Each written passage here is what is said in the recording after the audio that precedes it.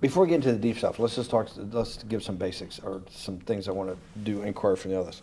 Walk me through the Santa Fe Institute. What was it about the time of the math? And this was in the late 90s. So they're not going to hear me on this part, right?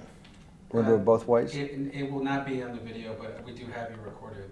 Fine. Remember, when you're answering on these questions, I'm not in the shot, and they're never going to hear my voice. So a little bit, you got to repeat in your answer, you got to repeat what my question was. Oh, a little bit. Okay. Santa Fe Institute. Why, when you're at the top of your game on Wall Street, do you decide to finance, which was at the time, or endow, or become the donor or sponsor, however you want to say it, for what was considered the most cutting edge group of mathematicians in the world? Action. So Santa Fe Institute in the late 80s, early 90s, I was interested, I was on the board of Rockefeller. So that starts, Rockefeller, it's university formed by John D. Rockefeller to sort of give back to the community.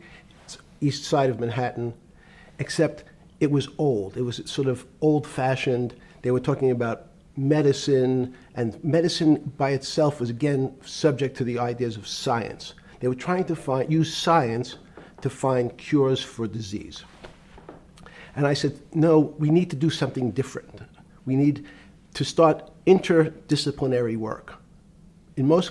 How did a schmuck like you get on the board of Rockefeller? What year was that? I don't remember. Late, I think 89 and 91. So that's one of the most prestigious research places in the world, correct? Yes. Okay, how did a guy like you get on the board of a blue blood, internationally known, hard research, Nobel Prize winners all over the place? How do they pick a guy like you, a trader from, or basically some guy from Bear Stearns? Good question. So I was asked to be on the board of Rockefeller. And I think it was, I was on the board of Rockefeller. There was a money manager who said, Rockefeller needs someone with financial expertise because the university is growing and there's lots of new things. You have to, again, we go back to the original discussion the last time. Up until the mid-'80s or sort of early mid-'70s, the most important thing was your name. If you were Rockefeller, you already were considered to be brilliant. If you were head of General Motors, it was your reputation. It was who you knew, who your family was, what was your character. And then in the mid-'70s, basically, if you remember, you probably had a calculator. It was very advanced in those days to have a Texas Instrument calculator, where it could, by putting in the numbers, it would multiply for you to do square roots. And that was the first, and everyone who had a calculator was already advanced on Wall Street. A simple calculator, almost like your accountant. The most important parts of business were really now going to calculations. So it's not only mathematics, but it's things that could be calculated. Reputation couldn't be calculated. I could give you, are you a 10 on a reputation scale, an 8? What does it mean to have a measurement of your reputation? We'll get to that later. But places like Rockefeller needed someone to say, look, we're entering a different world where numbers and the numbers of companies, portfolio management was going to be balanced, it was going to be statistical. Jeffrey, could you come on the board? Potentially sit on the finance committee, Nancy Kissinger and a bunch of other people. And David Rockefeller and I got along very well. He was this unbelievable human being. Respectful to everyone. He introduced his driver as his colleague, not his driver. He would never say, this is my driver. He said, it's my colleague. And David started to explain to me world politics. So David would say, Jeffrey, money is going to be sort of the most important things. People don't understand money. You seem to have this knack for money. I said to David, tell me about your life. What was the worst and the best part of your life? So David said, when I grew up, everyone knew I was a Rockefeller. They didn't know that my father told me he would not leave me a dime. No money. But every time we went out to eat, me and my 5 friends in school, they would leave me the bill. They would expect me to pick up the check because I was a Rockefeller. And he said, I was chairman of Chase Bank. And he said, I remember like it was yesterday, one of the headlines in Time magazine said, David, please fire yourself.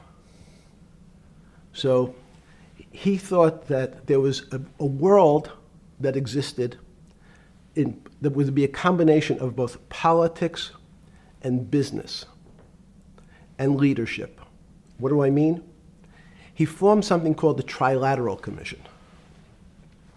The Trilateral Commission is some spooky stuff. People said it was something, the Illuminati, there's some mystery about it, people that ran the world. It was politicians, but David said most countries, the politicians get elected for 4 years or 8 years, separate from the royal families in England or in the Middle East. Someone's there for 4 years and then they're not there anymore. The most important people to have stability and consistency would be businessmen. So he formed this Trilateral Commission of businessmen and politicians from 3 major continents. So it was the North Americans, the Europeans, and the Asians. So he said to me, would you like to be on the Trilateral Commission? Now, I was 30 years old, 32 years old. I said, great. And he said, well, you have to fill out this application so they have your bio. And I looked at the list of people, and it was Bill Clinton, former president of the United States, Paul Volcker, every great leader in America, the Asians, the Japanese, and with a very long description of their history. And they asked me to fill in what I would like to have written. And I wrote Jeffrey Epstein, comma, just a good kid, which I thought was funny, nobody else did. So in answer to your question, at that time I recognized around the world that monies and currencies were not really well understood. But again, it was only numbers. So numbers, and I'll get to the fact that it was bad thinking. Numbers are very good. Are most people that you meet, even on the Trilateral Commission, when you meet most people, do you find most leaders financially illiterate, economically illiterate? Most political leaders don't come out of a background of finance. Most political leaders come out of a background of being popular. So in some of the countries, in some of the African countries, for example, they might have been a military person. They were a general. In some of the African countries, they might have been a disc jockey. Or in our country, they would have been an actor. The knowledge of money they don't have expertise, they have no degrees in finance. They really, and this is one of the major problems, their expertise, if they have any financial knowledge, is of their own checking account or bank account and filling in their own taxes. So many world leaders who don't really have a financial underpinning make fundamental errors when it comes to money on a country or institutional level. Let me give you an example. If you, Mr. Bannon, if I said your assets increased last year, you'd say, that sounds pretty good. And I'd say, what does that mean to you? You'd say, well, I have more money. I guess I'm wealthier. I'd say yes. And if your debt increased, would you feel wealthier or poorer? You'd say, well, I don't want to have increased debt. I don't like the idea of that sound, increased debt. Now, that and world leaders understand when their assets go up, they feel better. However, institutions like banks, things that people don't really understand are financial underpinnings of banks. When I say your bank, Mr. Bannon, you have the Bannon Bank, you doubled your assets. Sounds good, but what does it really mean? It means people owe you more money. You don't have any more money. What? Yeah. A bank's assets are how much it is owed by other people. That's crazy. So if the bank goes from a $2 billion of assets to $10 billion, it means people owe it an additional $8 billion, but their assets have gone up.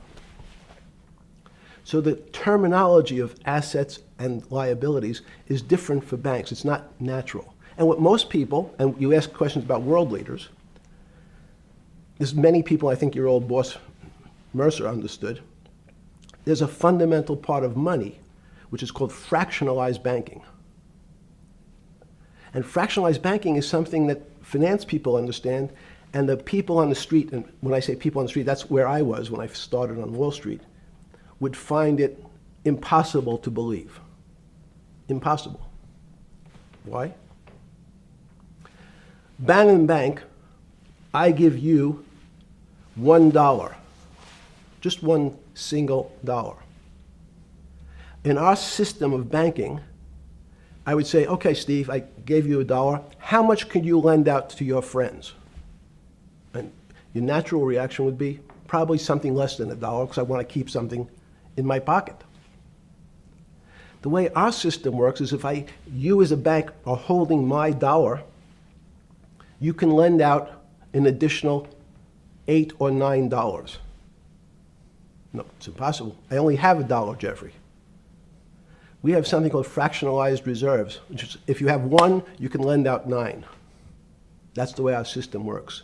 And so not only do world leaders not understand banking, but the man on the street, my father who worked in the park department, it would be beyond his imagination that people could lend out more money than they actually had in their pocket. Next question. But how did this, in understanding that, when you get on something like the Trilateral Commission, you're on the board at Rockefeller, which is the most advanced research. You get brought into the Trilateral, which is the elite of the elite. How, since you're only at that time 30-something years old. 8 years from teaching at Dalton, right? You're a Dalton. No, 10 years. 10 years right. teaching at Dalton. Yes. Walk us through. I mean, put us in the room. Walk me through exactly what it felt like. What it felt like being on the board at Rockefeller. You got these Nobel laureates, and you're sitting there making decisions, and you start to meet these people at Rockefeller. Now you start to meet these people at the Trilateral Commission. What did it feel like? It's a great question. So what did it feel That's like? what I'm in the business of asking. Yeah. What did it feel like meeting some of these people like Kissinger or Rockefeller? And those were two extraordinary people. But in general, I think the question, the people on Wall Street, I tell the story, the first day, one of the first days when I was in Wall Street, someone said to me, would you like to buy ATV?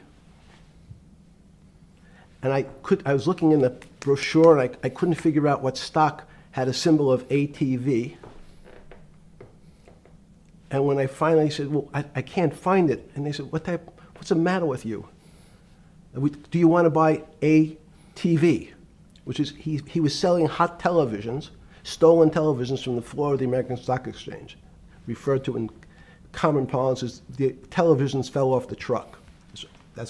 So I knew what that phrase meant from Coney Island.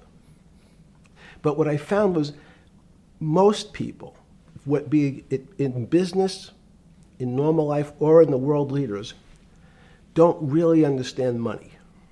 It is something they think about. They have a sense of what it is. They certainly want more of it. But they also make statements like, we want more money, but we don't want more debt, which just shows a misunderstanding of what money at its core really is. So most people don't, they want to make it, they want to save it, but to understand it intimately is not a normal characteristic. At the first Trilateral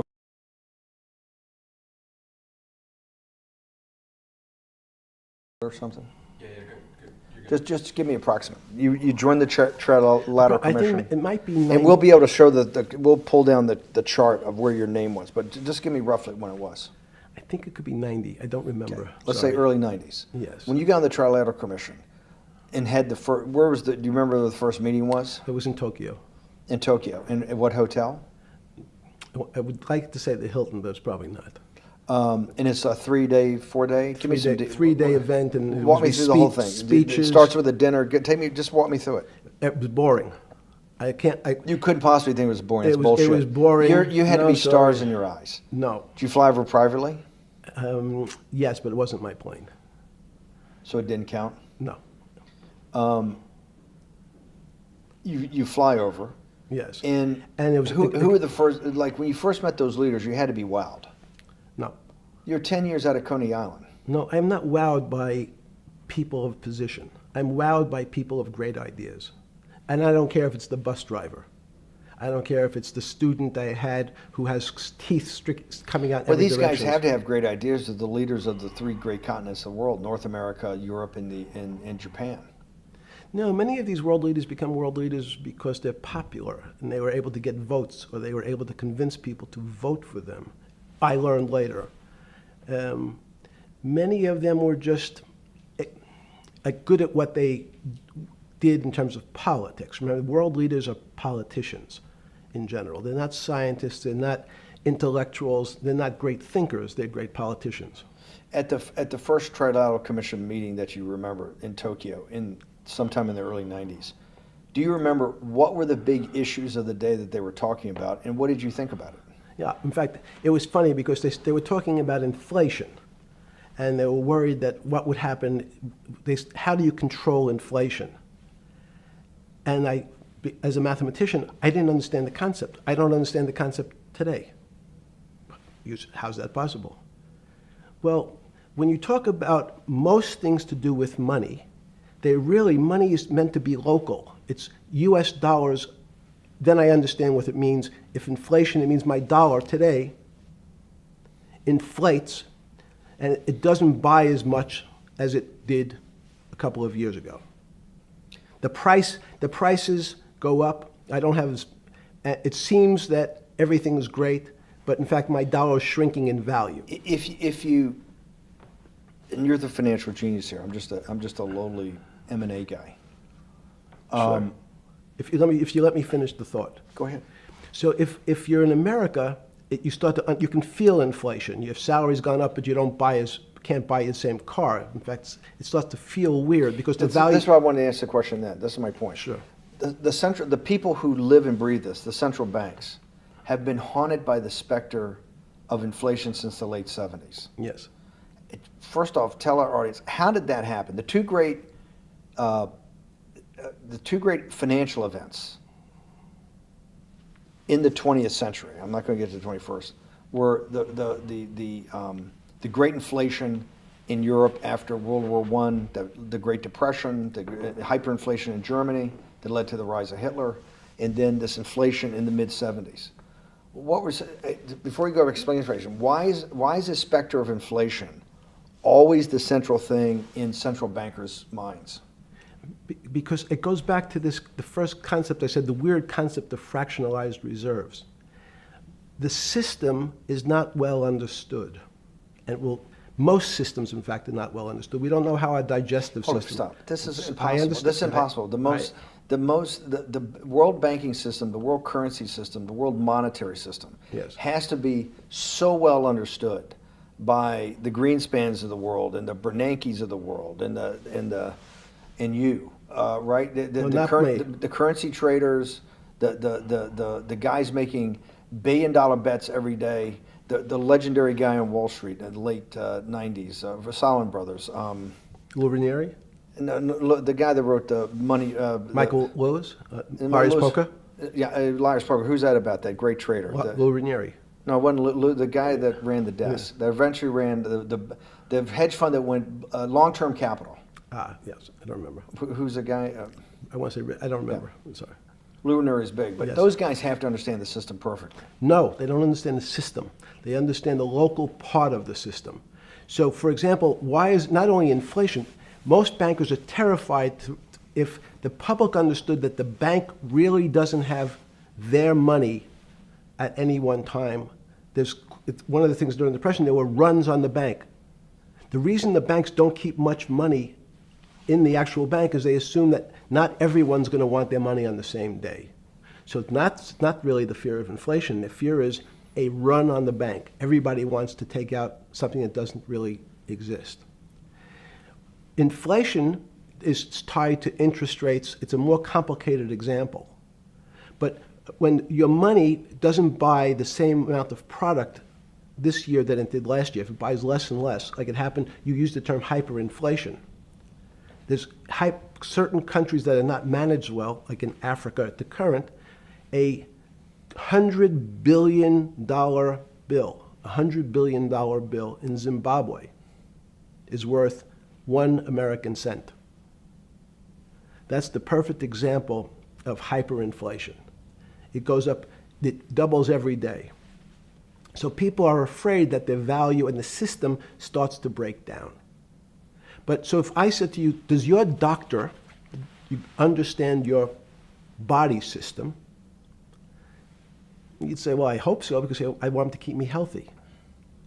But you could have a kidney infection, you could have a heart attack, you could have a broken knee. There's lots of pieces of this system. And in fact, when you ask the question, very few doctors understand your entire body. There's a specialist for your knee, there's a specialist for your polynoidal cyst, there's a specialist for your head, and now we have specialists in different areas. So and I'm going to get to your first question about Santa Fe Institute. The world economy and your body are both comprised of little systems interacting with each other and making one big system. This is what's stunning for all the little guys out there, the populist movement, the little guys that haven't had a pay raise in 30 years. They think that these elites, have everything. The guys in the room making the decisions, the party at Davos guys. You're sitting there, you don't think many people today really understand the complexity and really all the moving pieces and how they interconnect to the world's financial system. No, not only don't they understand the complexity, and that goes back to Santa Fe Institute was an attempt of trying to see if there was a way to mathematize, formularize, or algorithmically understand what the term complexity means. That goes back to the original question. Complex systems are complex by definition. But there's not necessarily, it's not one level of complexity. As we might say, well, our fingers are complex, the movements, the muscles of our hands, but it's not as complex as the blood system.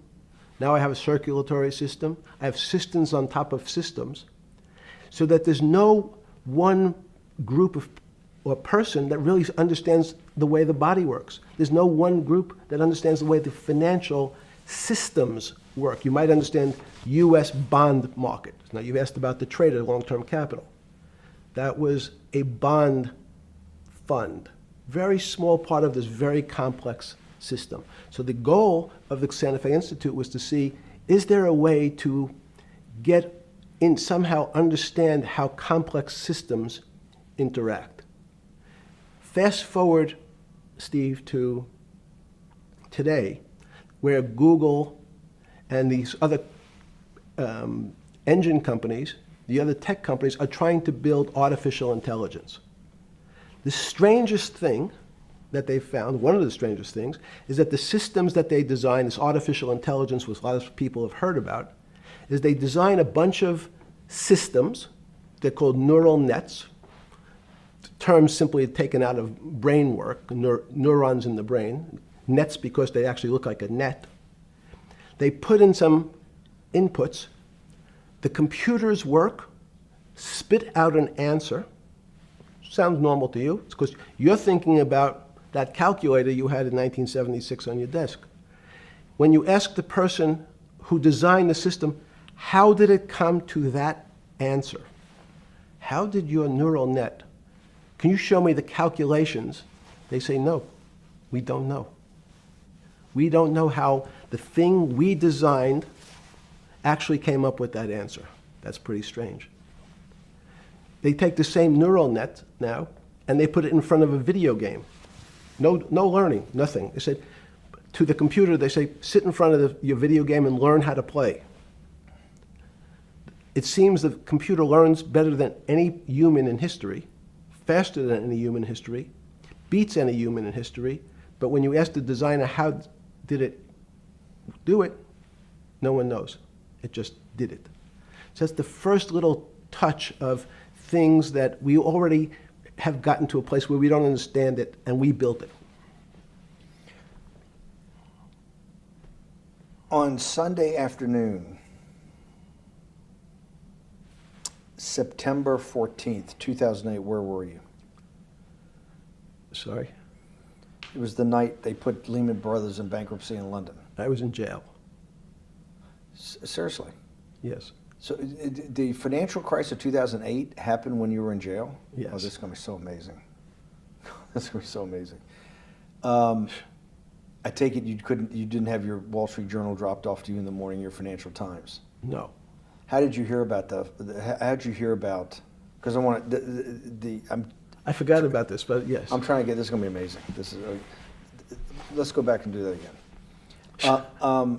Sunday afternoon, because I want to find out about people, the geniuses understanding the complexity of the financial system. Because I think the best example we have is the financial crisis, the crash of 2008.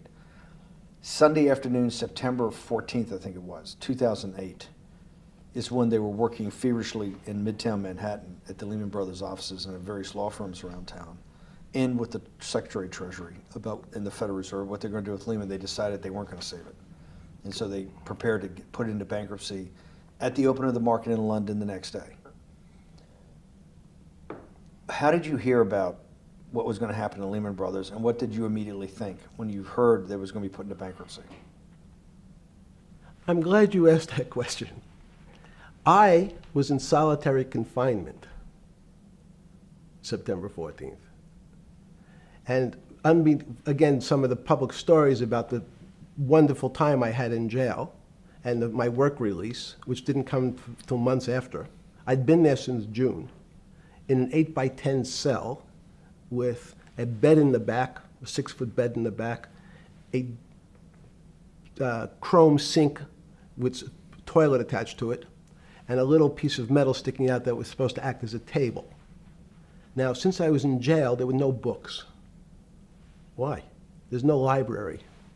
No library, but you're in jail. No, I was in jail, not prison. So in jail, I was in a place which was called the Special Housing Unit, which is for the roughest, toughest, meanest people. They had put me there, they said, for my own protection. So I was in a 8x10 cell with a little slit in the door where they would serve my food on a tray about 9 inches by 4 inches. And then as soon as I finished eating, they would take the tray and close it down. And one of the guards said, do you understand there's Wall Street's crashing. I'm worried about my pension fund. What should I do? And I said, sorry, Wall Street's crashing? What's happened? And he said, there's some crisis and some companies are going bankrupt. I said, are you sure? And he said, yeah, it's all over the papers. We're all terrified we're going to lose our life savings because we have either a 401k or our pension funds. We don't know anything about money. Mr. Epstein, can you tell us, like, what's going on? Am I going to be able to afford my children's education? Am I going to be bankrupt like this company called Lehman Brothers? And there's another company in the front page today called Bear Stearns. Oh, no, I said. Why? Because that's the company I was a partner in. And in fact, that was a company I had a very large investment in. So, as a great story, I didn't have my Wall Street Journal, but in the early mornings, you're allowed to make 2 phone calls, collect. And when you pick up the phone, you can dial a number, and when the person picks up, they say, you're getting a call from the Palm Beach County Jail. Will you accept reverse charges? And the person either says yes, and the call goes through, or the person says no. The person I had called was Jimmy Kane, the president of Bear Stearns. And I said, tell me what's going on. And so that my knowledge of the financial crisis happened with Jimmy, who was at the center of the storm, telling me about what Lehman had gone under, and they were trying to figure out a way, should they bail out Bear Stearns? Did it strike you at the time of the mess you had made of your life to be in a situation that you're one of the greatest financial minds in the world, looked at by world leaders and asked your thinking by the most prominent and important people in the world, and here you are in solitary confinement. You got to make a collect call to somebody. Did it strike you at the time how how all the threads of your life had come together and put you in a position, or you had put yourself in that position? No. So it never struck you when you had to make one of your 50% of your collect calls that day, you call the president or the head of the CEO of Bear Stearns. The biggest financial event in your life is taking place, of which one, every important person in the world would be seeking your opinion. Number two would be a once-in-a-lifetime opportunity to apply your craft. Number three, it would be a once-in-a-lifetime opportunity to make money if you were smart, and obviously you're smart. You're telling me here, truthfully, that it never hit you at all of how you'd ended up in a place where you had to make a collect phone call from a jail cell that was 6x9 with a steel bed and your food being passed in through a slot. The question you want to ask is, who was the other call to? Okay. Who was the other call to? The other call was to my friend at J.P. Morgan, who was then, I didn't know it at the time, trying to buy Bear Stearns. So at one point, I had two phones. It was difficult because they're afraid people are going to hang themselves with the phone cord. So they don't actually come together and they're pretty short. So I was actually going between two phones talking to Bear Stearns and J.P. Morgan at the same time. So I found it amusing. And it never struck you about how to end up in a situation like this? No, that would be probably means I would be too self-aware. You can't possibly expect me to believe this. I know. I don't believe it. It's no, it Even can't, it can't as be, a- it can't. You're telling me that during that day, you never had a moment you sat there and go, what the fuck have I done with my life that I'm in a 6x9 jail cell when I should be on a trading desk, or I should be in my $250 million greatest townhouse in New York City, taking calls from the king of Saudi Arabia, the president of China, the head of Russia, the president of the United States, to save the world's population from a financial debacle. You honestly expect me to believe that never happened? You're suggesting I was somewhat depressed, and how could this happen to me? I'm not saying depressed. I'm saying a moment of awareness of how could I get myself into this situation. No, I would just say how strange that this happens. It's strange. I'm wearing a jumpsuit and flip-flops. What given color to was me. the jumpsuit? Brown. Brown. Brown jumpsuit. Yes. I notice I don't see you in a lot of brown. No. Brown jumpsuit and flip-flops. Flip-flops, yes. With no access to books, no access to newspapers, No access to anything. You had lived on information. Except my Almond Joy bars. I had extra Almond Joy bars. Did you eat Almond Joy bars and things like that because you're afraid of what the cooks did to your food? Yes. Is that because of that you were in for the crimes that you were in for? No, it was just in fact, I Is was... it because you're wealthy? Yes. How did you know that?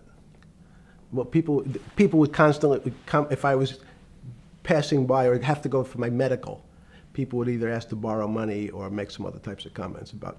In the beginning... What were the comments? At the beginning, what were the comments? It serves you fucking rich guys right that you're here next to me. There was nothing about your crimes. No. So all this rumor you hear all the time about people in prison that commit the type of crimes you commit, you're saying in your personal thing is not true. No. It was all because you were rich. Yes. And it was all because they wanted to borrow money. Or get advice. Yes. What, they get advice to stock go long, to go long? Yes. Are you telling me is this time to buy? You're telling me in solitary confinement they're interested in going long? Yeah. They want to know what What does that say stocks... about human nature? Well, what I think the people find, one of the reasons they wanted to keep me in solitary confinement was they're afraid that everybody would want to know which stocks to buy. But what happened was, after this crisis, now it's on the front page of every newspaper. I don't want to lose this day. Sorry. When you first heard that, was it Bear Stearns had been kicked into bankruptcy, 6 months before? No, this is the same time. This is part of the same deal. I thought, no. Bear Stearns, they saved Bear Stearns and didn't save Lehman Brothers. That's right. it. They 6 let months Lehman- before they had bailed out Bear Stearns. But Bear Stearns was still a zombie, A shell of its former a self. former self. But they had quote unquote saved it. They admit. Why did they make the decision in your mind? Why did Hank Paulson and Bernanke what's this concept of moral hazard? Explain to the audience what moral hazard is, and why did they save Bear Stearns 6 months before, and why did the smartest guys in the room decide not to save Lehman Brothers? It's a good question. The real issue is I'd have to go back when you have these systems to the way your doctor responds to any type of emergency in your body. If they might decide to save your kidneys and let your gallbladder go because the gallbladder is less important to your overall system. If at that time, even it's not that long ago, the boogeyman was when said, well, what really happened? Jeffrey, what really happened? What is this financial crisis? And, some of the progressives and the right wing blame it on the banks. It was the banks' fault. And it's the fault of this very esoteric, unknown concept of derivatives. It was really the derivatives that caused this financial crisis because the derivatives got somehow out of control and in the Mickey Mouse. And that was the way you started your road to a billionaire went right through derivatives. Yes. But derivatives were not the cause. Derivatives were not the cause at all. It's like saying your hair was the cause of your heart attack because it was on top of your head. So what was the cause? There isn't, let me say, there's no one specific cause. These are system collapses. So many times when they have to make your death certificate, when you say, well, what did he die from? They'll say heart failure. But if you say, what was the cause of his heart failure?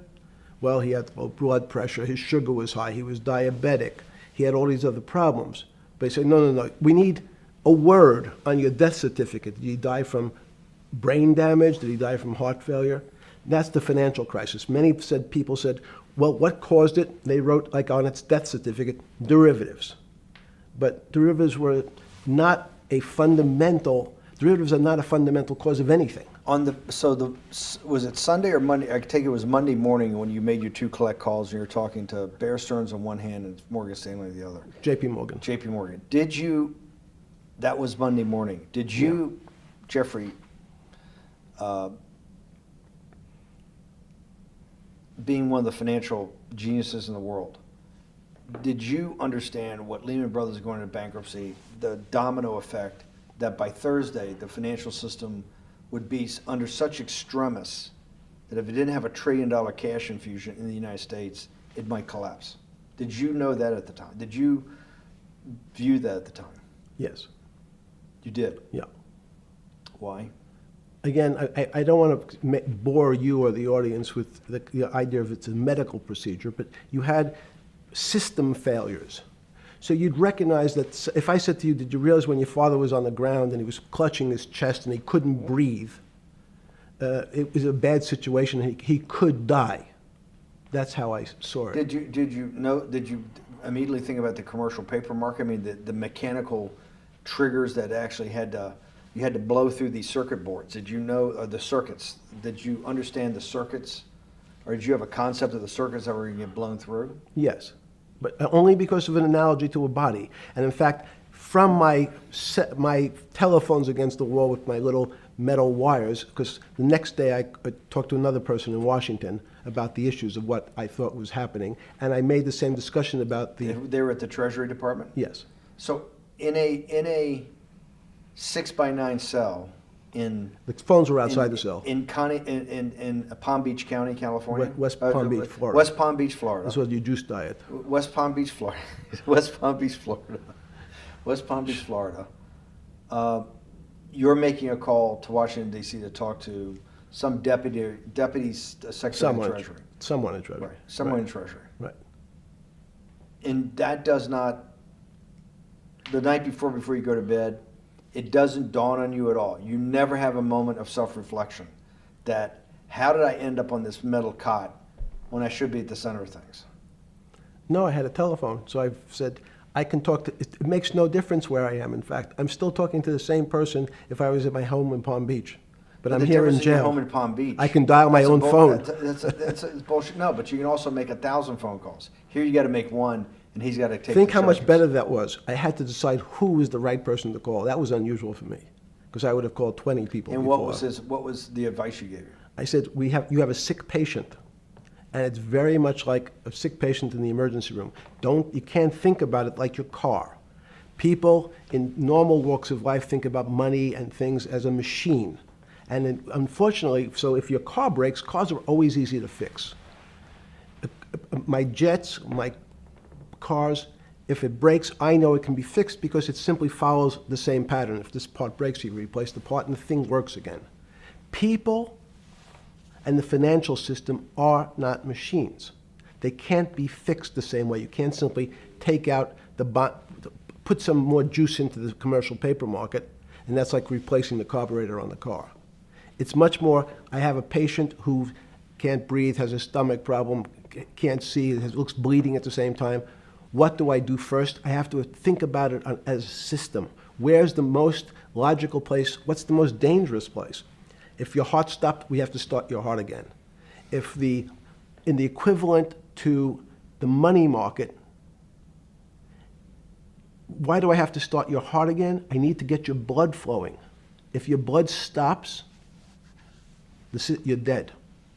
If liquidity, which is the equivalent of blood in the financial system, dries up. Once liquidity is basically cash, putting cash into the Forget system. about what it is. Okay. Liquidity is liquidity. It allows the system, it's the blood of the system. You need to pump blood hard into the body of the economy to keep it flowing. And if you're, especially when you're worried about someone dying, you're not going to be worried about the niceties of, well, you got the shirt dirty and there was some damage. Pump in that blood, keep that heart When you pumping talked to the person in Treasury on Tuesday, the 16th, did you get a feeling as you were sitting in your 6x9 jail cell in West Palm Beach, Florida, that they were on top of things? No, you can't. It's impossible to be on top of things.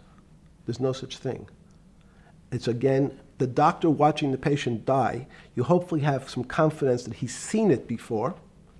He recognizes that there are some steps he has to take first before he bandages the guy's finger or worries about what shoes he has on. So you hope that the people in charge, your doctors who are working on the emergency patient, have enough experience and, frankly, judgment to try to keep the patient alive. Did you think that they had those things, patience and judgment? They had pretty good judgment, and you needed a lot of luck, just like in the dead patient. You need to, hopefully you put that blood in and it's not too late.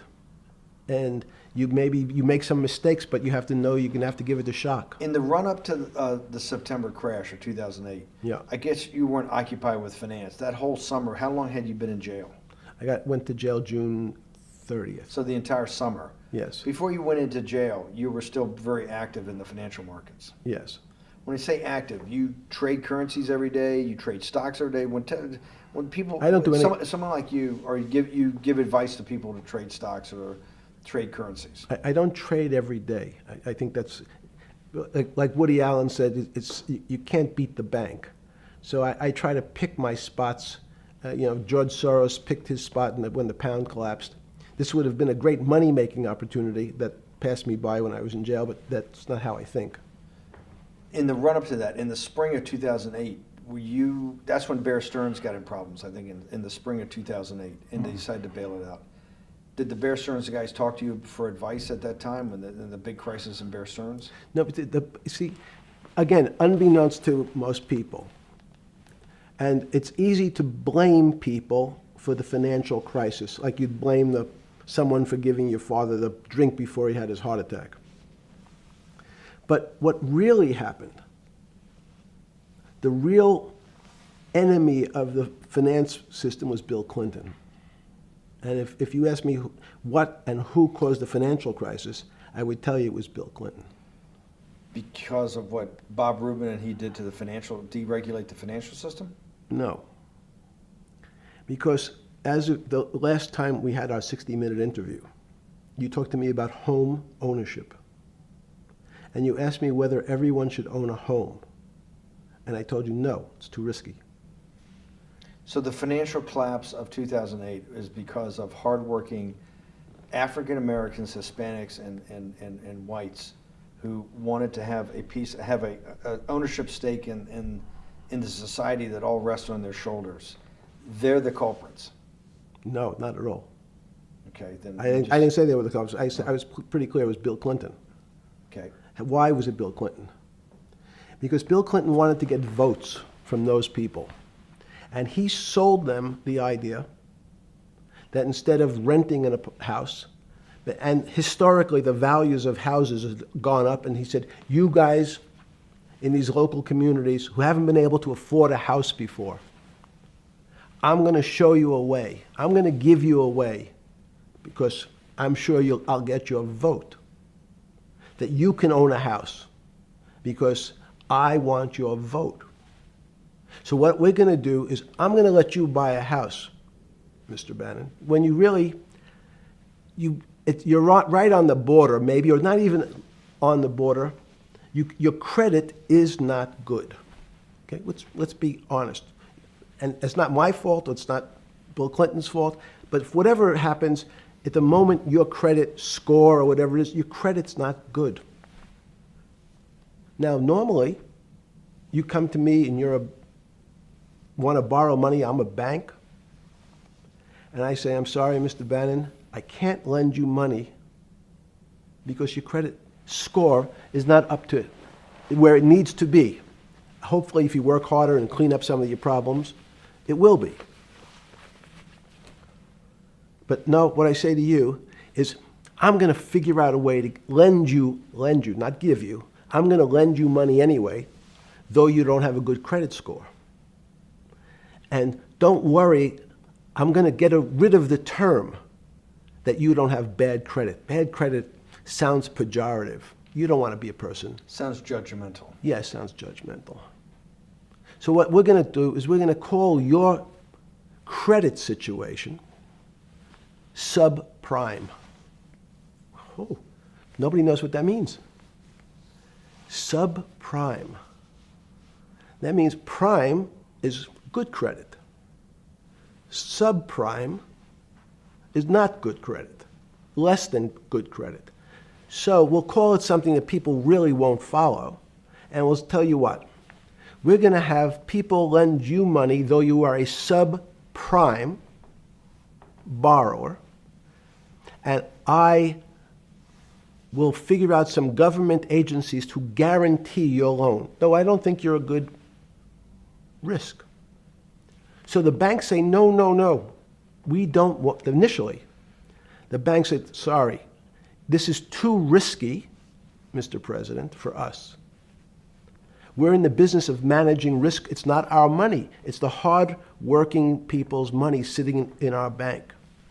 We can't lend to people whose credit is not prime.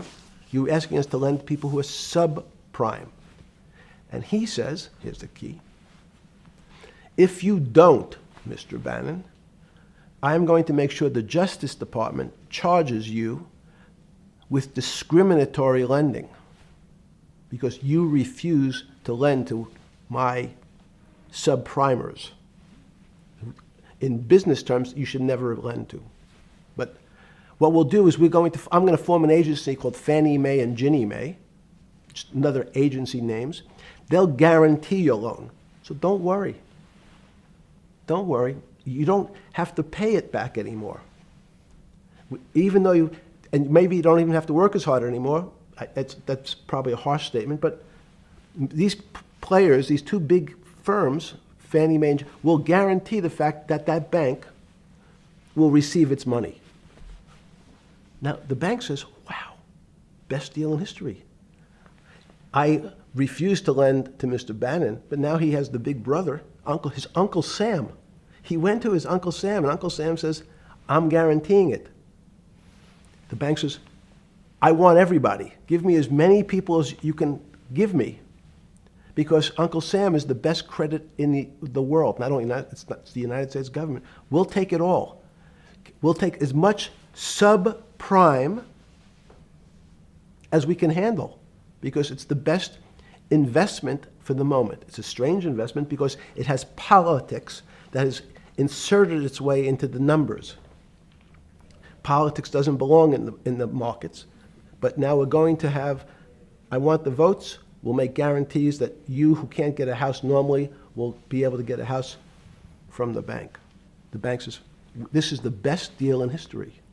We will package 100, 300, 1,000 of you subprimers, and we'll sell it off to somebody else. And the whole system becomes mired in subprime mortgages. That's becomes the issue. What do you mean mired? There's just Well- too much supply, it's a supply-demand problem, you get too much supply? No, it's a very good question. What does too much supply mean? Well, then you get to people, go back to your first question to me. Government leaders. Government leaders know if they're good, and they can do mathematics, they can balance their checkbooks. So certain people in Congress said, well, how do you value these subprime mortgages? The banks say we've been valuing them the same way we've always valued them for the past 20 years. The accounting firms, there's something in this country called GAAP accounting, which is a standard type of accounting. And we account for them the same way we've always accounted for them. If we paid $1,000 for your mortgage last night, when we put it on our books today, we're going to say its value is $1,000. It makes sense. I paid for it what's its value? It's $1,000. That's what I paid for it last night. No. The Congress people said, that's not really a good answer, you know. That doesn't give us confidence that you know what you're doing. Because what happens if you have to sell it tomorrow morning? Something's happened and you have to sell it. Remember, there's kinds of stress tests.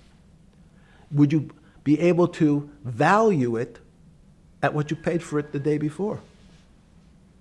And Wall Street says, that's not the way you can think about this. This is crazy. We always value things at the cost from the day before. And they changed the accounting method, in essence, to say not what it was worth yesterday, but if I have to sell, what would it be worth?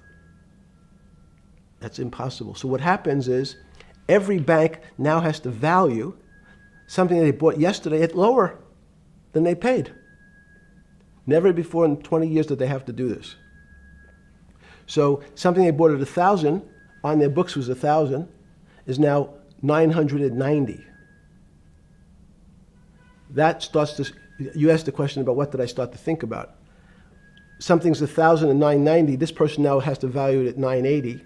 When did you first start to get nervous, understanding Bill Clinton in all this? Did you change glasses? Yes. Okay. I changed shirt. I saw that black.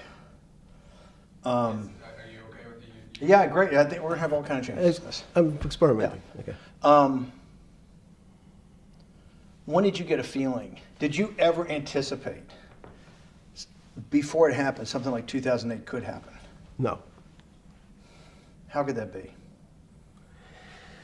Because it's the word, I can beat it to death, is that it's very much like would I anticipate I'll have a heart attack tomorrow? Unlikely. Was 2008 a heart attack or a stroke? Debilitating. It's a better, it was both. But why was it both? Because in fact, as I said, the blood was getting dried up in the system, and the head, which is sort of the central bank, wasn't working. So to some extent, it was a combination. It was a crisis. Did you see that building up over time? It's always been lurking in the background. I mean, if you have an older parent, would you say it's possible? Did you anticipate him having a heart attack today? No, you hope things are going to go better and maybe they'll fix it up. The system was getting too complex, and it wasn't based on derivatives, because what people keep forgetting, and as I was just explaining, Wall Street, and in many professions, including Wall Street makes it sound complicated. They don't want the little guy to understand what they do because they make so much money and they don't do very much. So they couch it in words like derivative and stock options and commodity futures and different types of contracts. It's all fairly, everyone is capable of understanding it. It is not complicated. But Wall Street, because they make so much money from doing fairly simple things, needs to make it more complicated than it really is. We had a very big recession in the early 90s based upon real estate and Japan basically imploding. Let's again, Okay. you had a recession in the 90s. I don't know what it's based upon. It's always interesting to look back and say, separate from there's certain triggers, like there, in the 70s there was a... What do you think it was based upon, the 90s downturn? It's clearly there was a huge downturn. No, I know there was a downturn. That's what I know for sure. That's a fact. That's all. Everything else is sort of speculation about why did he have that? I understand that, but Sorry. there's some speculation that has 0% probability of being true, and there's others that have 90%. In the range, when you look at the range of alternatives of what could have caused it in 90, and what I'm trying to do is get you all the way up to 2008. Look, Sure. you're the smartest guy in the room, right? You know that. Do you think there's anybody in the world today? Oops, this is going to be a bad question. No, but do you think anybody in the world today, the Alan Greenspans, the Bernankes, is there any central banker you know, any partner of any Wall Street firm, any guy running a trading desk, and I would take it that would be, or anybody at a Larry Fink at BlackRock, Steve Schwartzman at Blackstone, the top 100 financial guys, and let's throw in a couple of Nobel economists, and let's throw in the best professors at Wharton, at Harvard, at Stanford. Do you think that there's anybody that understands money or understands the world's financial system as good as you? There must be. But it doesn't come to the top of the head. No. Okay, fine. Now It's that not now that I've gotten that, let's go back to 1990. In that arc from the fall of the Berlin Wall to 2008. Good. We started with the implosion in Tokyo of the Japanese economy, Japanese financial markets. We had the huge run-up in internet stocks, right? We had the implosion of that in 2000. The bankruptcy of Drexel Burnham in 90. Mm-hmm. Implosion of Japan, huge run-up in equity markets for the internet, implosion of the internet in 2000, 10 years later roughly. Mm-hmm. And then this run-up through the Iraq War and all that, the run-up to 2008. Every 10 years, it seems like, we're in some sort of 10 years before the 1990s was the 70s. You sound like an astrologer. Okay. And not a finance person. I'm not supposed to be a mathematician. It just seems to me a pattern of every 10 years. That's misleading. That's exactly right. Because people like to see patterns. People like to see patterns where there are none. So a pattern of a financial crisis every 10 years is just in my mind. Yes. Long-term capital, that had to be bailed out back in the late 90s when everybody panicked. And that wasn't that bailout today would look small, and it was $5 billion or was $30 billion. Businesses fail all the time. But long-term capital, the Federal Reserve stepped in. But I'm saying people go bad. Things go bad all the time. Yes, you're correct. The audience is watching this, the little guys, they go bankrupt all the time and nobody gives a shit. You know why? They're a little guy. But when long-term capital management goes bankrupt, or Bear Stearns goes bankrupt, or Lehman Brothers goes bankrupt, people care because it's an unfair characterization. Why do you say that? Because again, it's the complexity of the situation. If you think about you have a complex system. You have your body.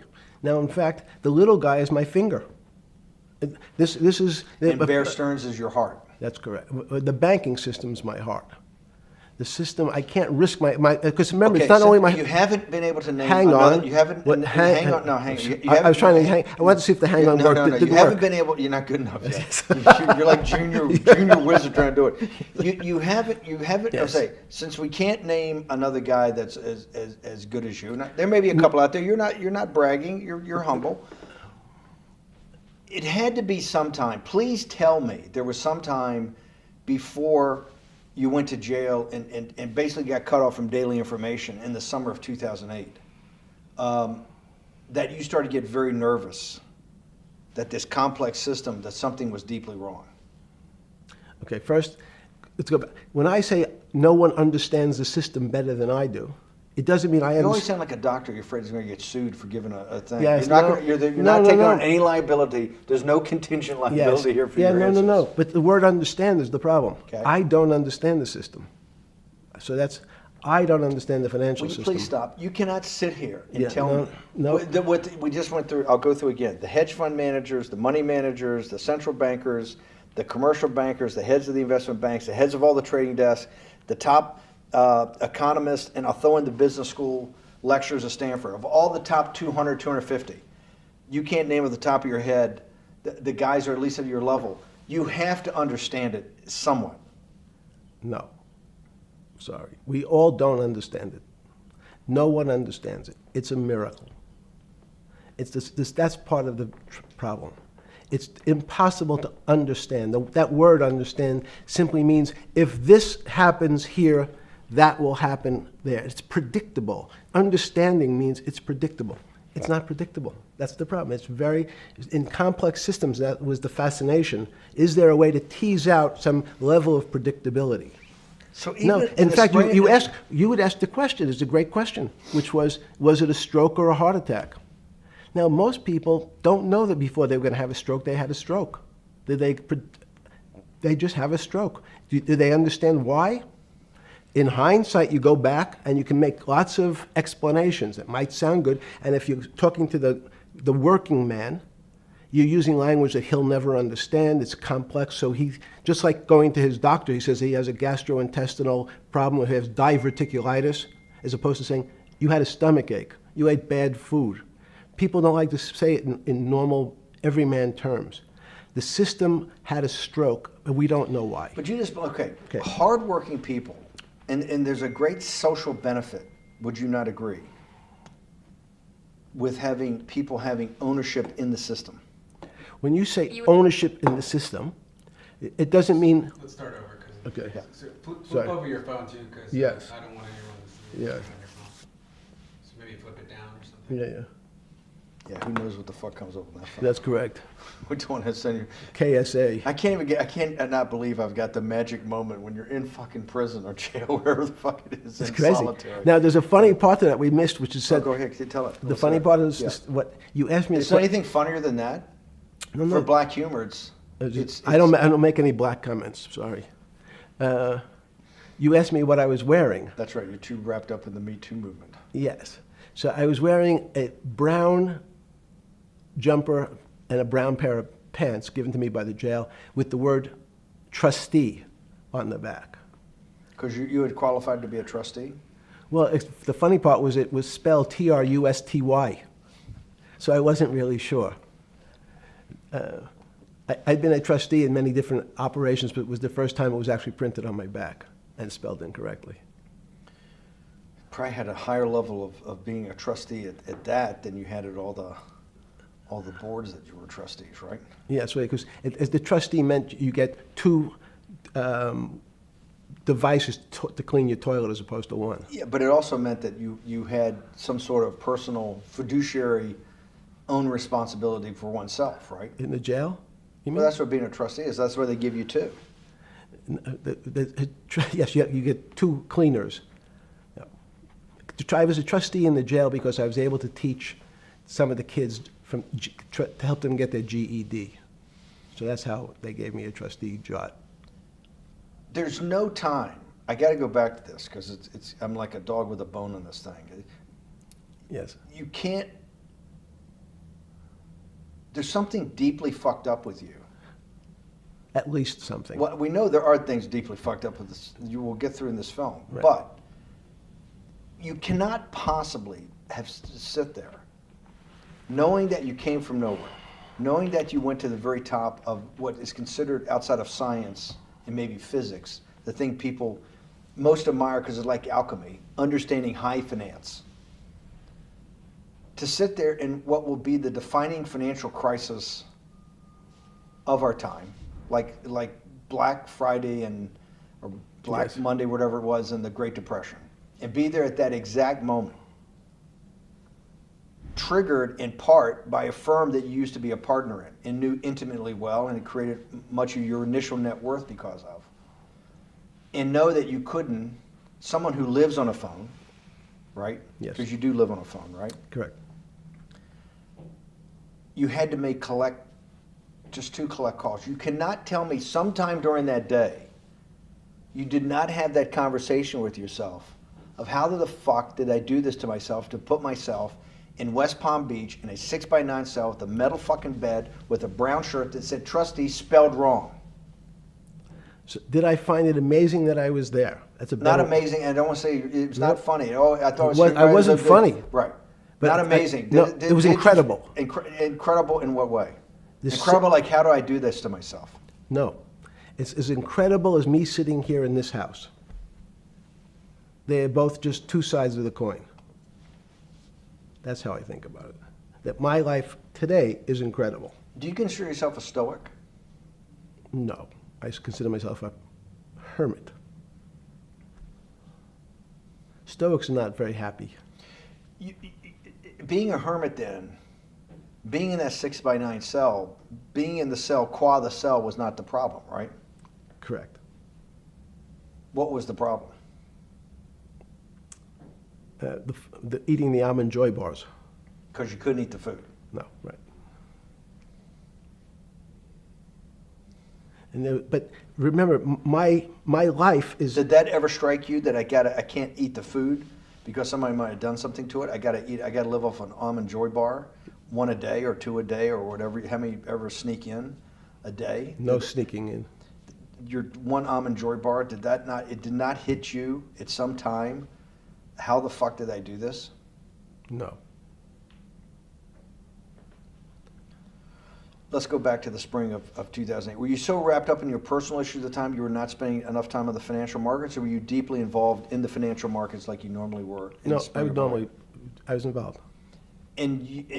So we're saying that the smartest guy in the room didn't see it coming. No, of course The not. bankruptcy of Bear Stearns, you just thought was a Bear Stearns problem. You didn't see it as systemic. I know you keep harping on it, but it's not. Because you're a mathematician and understand systems. I- It seems that anybody that understands that they had a systemic problem, you would at least be the first on the early search radar. If you're not going to see it, then I'm really afraid, because that means that I always assume there's at least a set of guys out there that have some sort of sense that something's not right. Imagine the guy who has a stroke or had the heart attack. When you ask him, did you feel funny the day before? He's going to tell you, yeah, I didn't feel right. Something was off. I didn't feel right. I had my stomach was right. I felt a little dizzy. I felt a little weak. But if you asked him that day before, do you think you're going to have a heart attack tomorrow? He'd say, no, I just feel a little weak. I'm a little dizzy. My stomach hurts. So these systems, and that's the issue of complexity. What complexity says is that, in fact, everything seems to go along, and people have seen it. One of the great examples of complex systems is sand dunes. In fact, the sand keeps building up. People have seen some, and all of a sudden, one more sand drop, and all the sand starts running down the hills. That's the way I see the financial markets. When you funded Santa Fe in the early 90s or late 80s? I believe it was early 90s. I can get back to you. But early 90s, Santa Fe was funded for the study of complexity theory. It was math. So let's back up. So why did I buy a ranch in New Mexico in 1993? So that gives you some sense. So I would have funded it in 1990. Los Alamos, which was the high energy lab up in New Mexico, was losing all its scientists.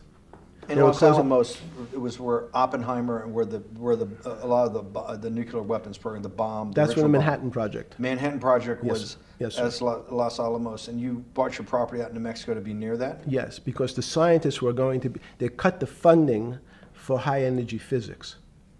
But the people who worked in Los Alamos would still be in the Santa Fe area. They cut that because this was the Cold War dividend, right? I don't remember exactly why. It was because, again, people thought that physics and high-energy physics really wasn't that important. Because that was about nuclear weapons. No, it was because they decided, which may be not right. This was the same time that Murray Gell-Mann came up with the term quark, Q-U-A-R-K. He picked it out of an old poem, the word quark. But it was mysterious. So they were starting to understand in the 90s that our world of the physics world, there was things that were just unexplainable.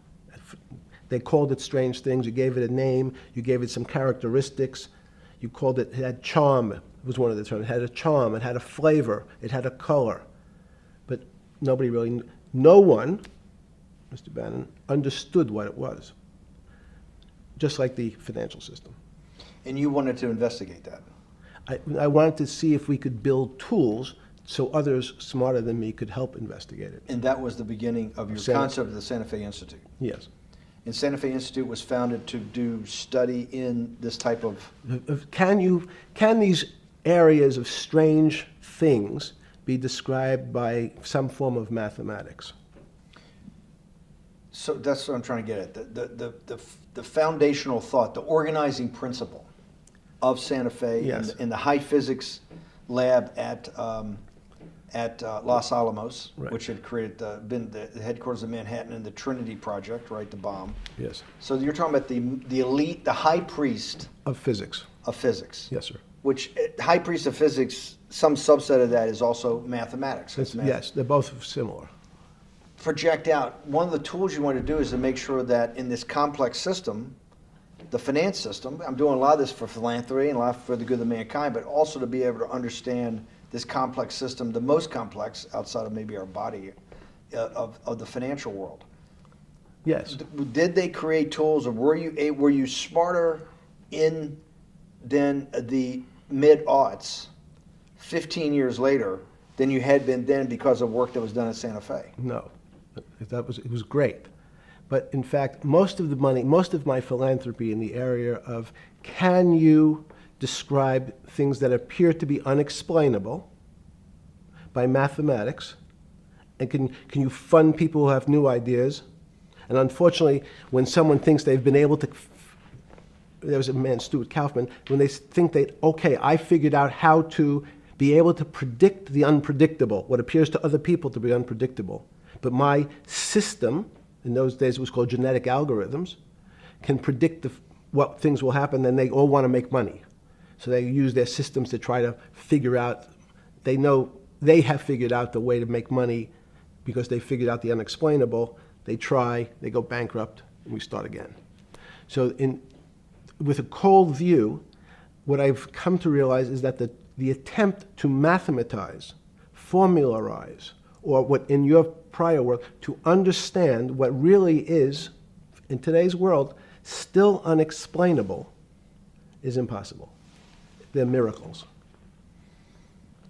Your first head of Santa Fe was Christopher Langdon, I think. Langdon from Australia. But Murray Gell-Mann was Murray really Gell-Mann was the funder. He was the rock. Yes, he was the rock. He was a Nobel Prize winner? Yes. Yes, and a wonderful guy. He came out and helped us with the Biosphere 2 project. He came with Chris Langdon. Yes. Chris Langdon was the operator, the day-to-day guy. Chris was doing artificial life. Right. Murray tried to lead his own artificial life. Yes. When Chris came to Biosphere 2 for the first big conference we had in 1994, he was one of the most impressive guys there among all the world's elite. Kew Gardens, the Lawrence Livermore lab, the labs at Sandia, all the major universities, Lamont Doherty, all the big Earth observatories, Woods Hole.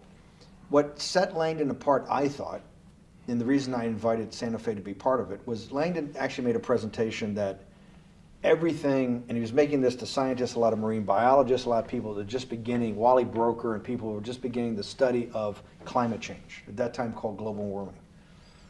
That he made this compelling presentation that everything's really mathematics. Yes. It's all just back to math. And you have to, all these experiments you do, you're not, one of the reasons they're not considered by the high priest in physics as being real experiments is that they don't have a mathematical basis to it, and everything has a mathematical basis to it. Langdon seemed like a radical visionary. What happened to that concept? You go back 350 years. So you have Isaac Newton, you have Leibniz. From move forward, you have people like Heisenberg and Gödel, and what every one of those mathematicians and philosophers came to understand is that there's something there's numbers can describe certain things, approximate certain things.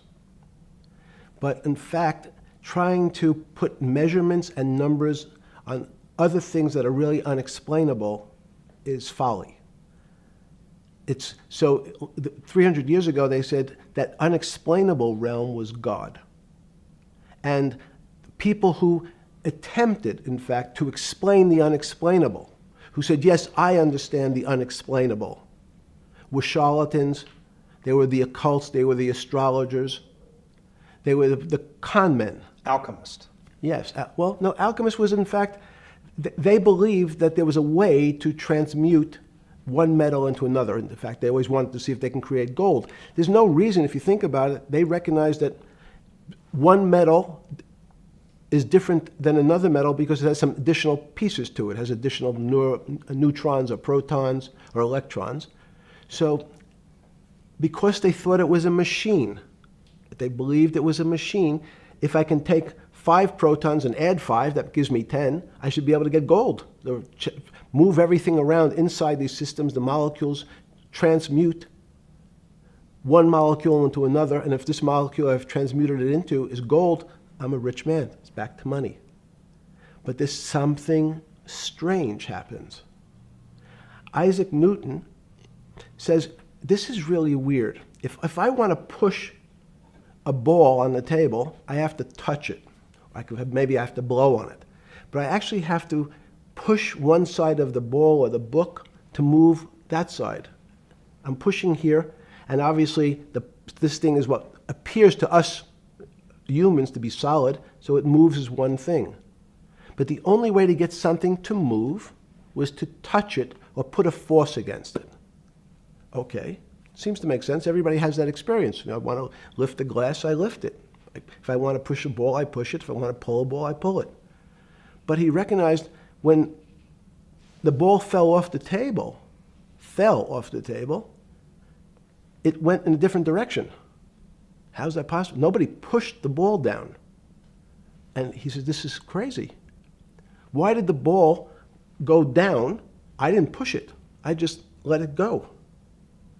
So someone's pushing the ball. Because I know that I am confident that the only thing that gets something to move is with a force that pushes. So there's a force that's pushing the ball down.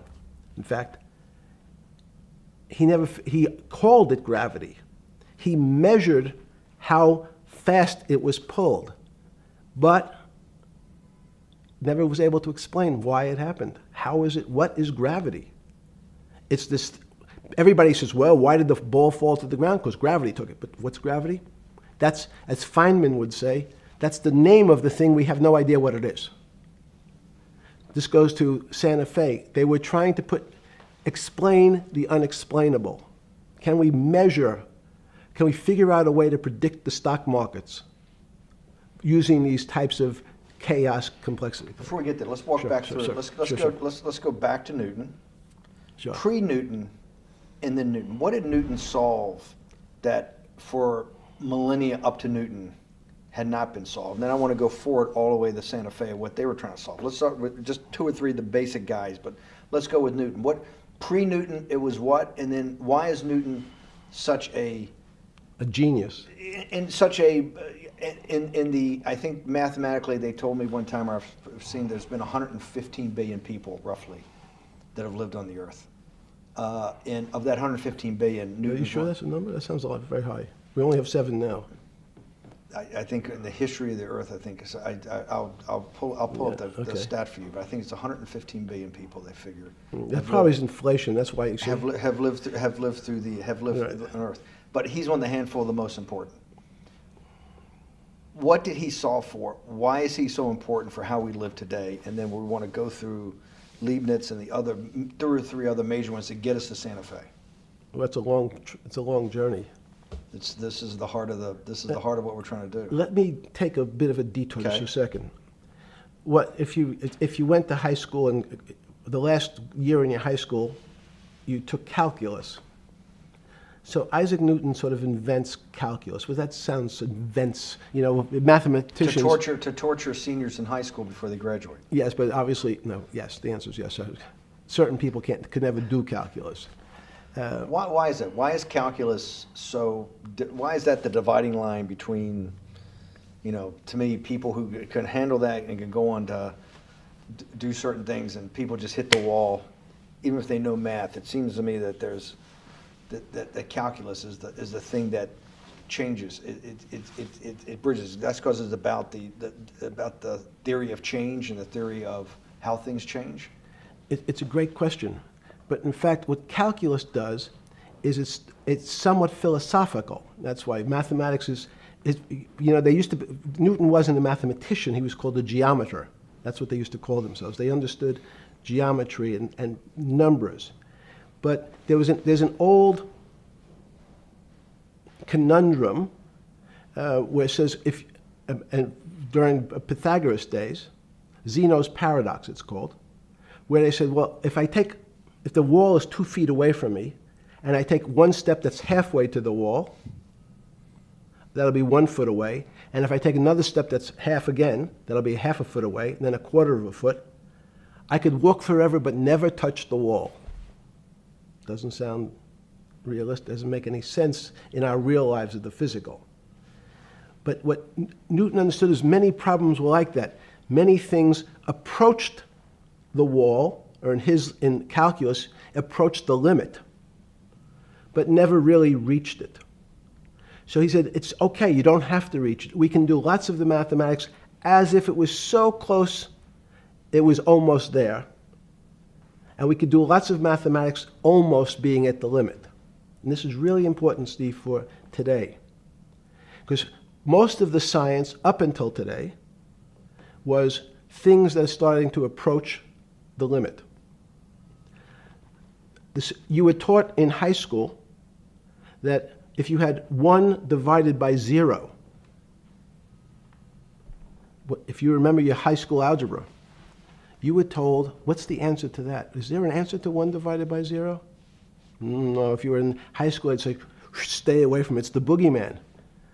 You could write it down as it's undefined. It's not able to be determined. There's a bunch of things. But in fact, 1 divided by 0 is a strange things happen. It's a world of the strange. And what I'll explain to you after is that when you get 1 divided by 0, you get into a world we don't know what happens. The answer is it's not explainable. We can call it things like undetermined. We can have a convention to say it's X, Y, or Z. But in real life, we don't know what happens when you are actually at the limit. So Newton thought the same concept is that the limits were God. You got close to God, but you could never be God. He had this sort of religious interpretation. Okay, I want to go back to Newton. Why is Newton such a big dividing line in mankind's history? What is it about Newton? What is it about what he tried to solve? What did they not know beforehand? And because we live to a degree in a Newtonian universe, although I realized later subparticle atomic physics, but at least for a while it was Newtonian. So what's the dividing line? Why is he so important? Why is he an inflection point in mankind's movement from the swamp to the stars? It's a great question.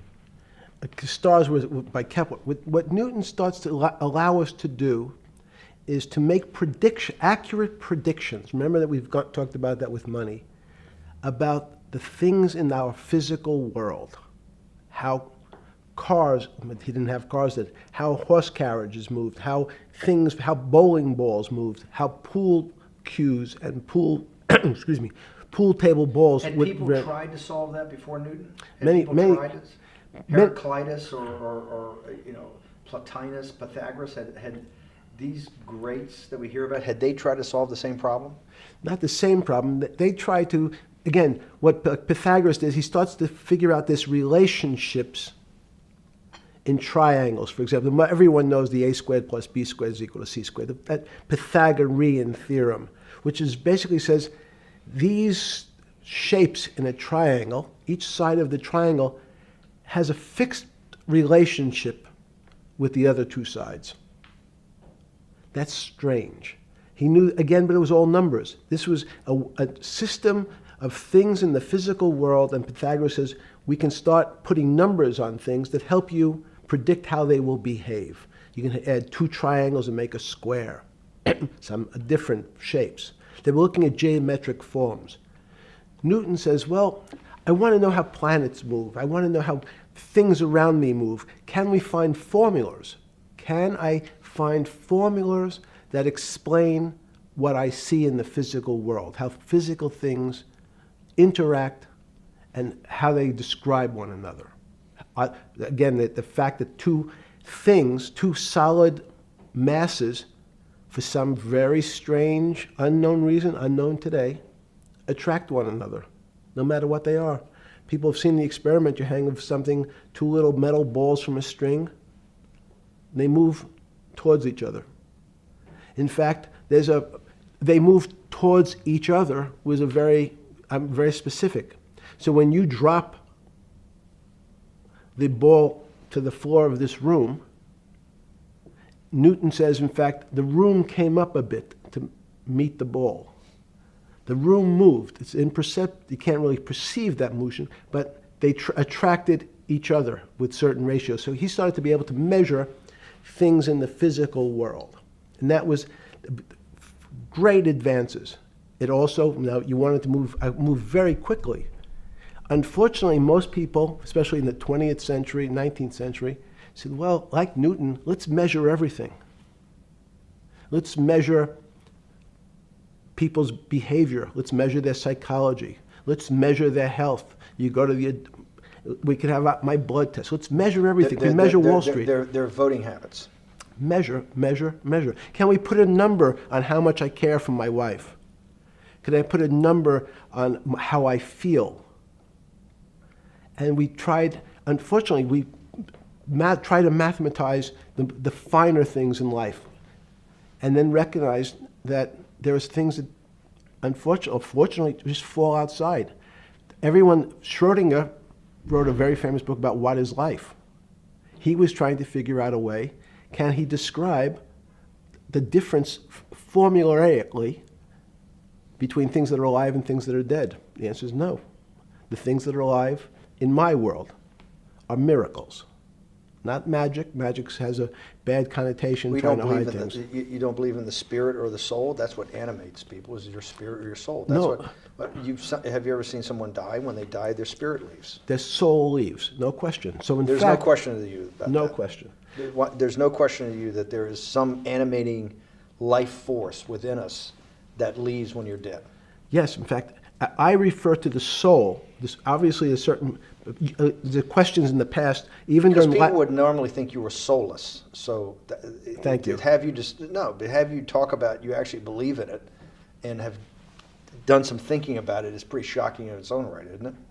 well, again, mathematics. Leibniz thought. So Newton was at Cambridge, and he was the head of the math department, right? He's a professor, essentially. Yes. But Leibniz, was Leibniz a German professor? Yes, but what Leibniz said is the soul is so strange because God took chemicals, which is simply the material, like tables, and he somehow made this material able to have a thought. How strange is that? Not only does it have a soul, but some way it was put together that this material substance is able to think. So when you say to me, it's obvious to everyone that there's such a thing as a soul. Now, if you're part of the Charlatanville, you'll try to explain it to people. The soul I describe as the dark matter of the brain. Why is it dark matter? Because in high energy physics nowadays you hear terms of dark matter, dark energy. Again, terminology, it's a complicated term. Why is it dark matter? Because we can't see it, that's all. What do you mean you can't see it? Well, somehow we see something moving towards this area of darkness. Something, I can see this thing. This appears to me to be empty. It's just black. But I see it being drawn this way. So I say, well, I know if this were matter, that would follow that equation. If this was solid, it would explain the way this particle moves. But I can't see anything here. So I'll just call it dark matter. And I'll say, I don't know what it is, but it behaves as if there was something there. The soul is obvious to everyone that there's something different between things that are alive and things that are not alive. But we have no idea what it is. It's currently unexplainable. I believe we need an entirely different system of analysis to try to figure out. But Sorry. No, with Newton, with all his alchemical studies and things he worked on the spiritual side, Leibniz had just talked about the soul, Schroeder talked about what is life. If a modern scientist or someone that you funded at MIT or at Harvard or one of these things talked in those types of terms, they would be considered to be a wingnut today, wouldn't they? They would not be on the path for tenure, right? Unless they were in the philosophy department. This is exactly my point. We're talking about three of the greatest mathematicians in mankind's history that have really changed mankind. Talking like this, what happened? How do we get to a situation where they could not be in the high physics, they could not be in the mathematics department or working in high energy physics? Good, it's an easy answer. Newton was a combination of mathematician or geometer then and philosopher. And as time went on, those disciplines seemed to move apart. We had philosophy. Some of the philosophers can't do math, and some of the mathematicians. And again, mathematicians often break into two categories. People that solve problems. Those are more like geometers in the old days, just problem solvers. And then there's thinkers, theoreticians. They're more like the old movement towards philosophy. But neither one of those two groups have been able to figure out why something is alive as opposed to something that's not alive. No one's been able to describe what the soul is, but we all know it exists. And I think what we need is science is a bad word. I think science only describes the things we already know about the physical world. In fact, there's an argument that the physical world that we see has been created out of our systems of mathematics. Mathematics, everyone knows mathematics describes the physical world much greater than it should, unless my view, the physical world really comes out of conscious beings that have mathematics. So they create it. This table appears to you and I to be solid. To a bat, because we have light that's bouncing off the table into our eyes, it appears solid. If instead of eyes that responded to wavelengths of visual light, our eyes responded to radio waves, the radio frequencies, it's not different, it's the same type of frequency as light, but different speeds, the table's invisible. We know that our phone works in this room. So the waves are coming through the windows, the waves are coming through the walls. So the walls are invisible to that type of radiation, that type of energy. The walls I can see them because my eyes, a physical system determines that the walls are there. You, with Murray Geldman, you founded, or with the original donor, and had the idea of Santa Fe Institute. In 10 or 15 years later, that effort to study the complexity of systems mathematically. Yes. Was it's a total failure. Yes. A total failure. Total failure. Why is that? It's the failure of science because, in fact, if to some extent science doesn't describe romance. I don't know why I'm attracted to somebody. I don't know. People are attracted to each other, and everyone has the same feeling. They've seen someone walk in the room, and they say, "Oh, that person gives me a creepy feeling." Science has tried to describe. Science doesn't describe what creepy feelings means.